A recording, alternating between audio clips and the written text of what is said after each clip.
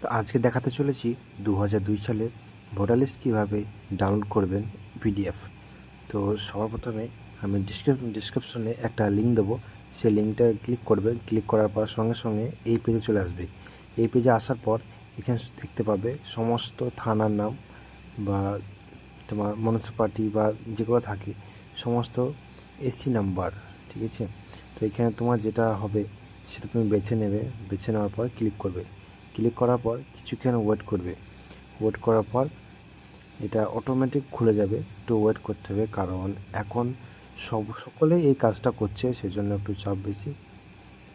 তো দেখতে পাচ্ছ খুলে গেল। খুলে যাওয়ার পর এখানে তোমার ওয়ার্ড নাম্বার বা যেখানে তুমি ভোট দাও সেই স্থানের নামটা এখানে দেখে নেবে ভালো করে। ভালো করে দেখার পর এখানে ফাইন রোলে ক্লিক করবেন।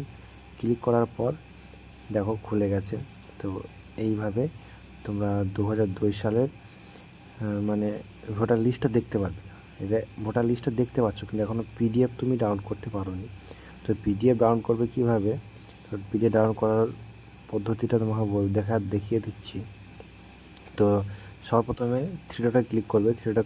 ক্লিক করার পর ওপেন উইথে ক্লিক করার পর সঙ্গে সঙ্গে তোমার এটা পিডিএফ আকারে হয়ে যাবে।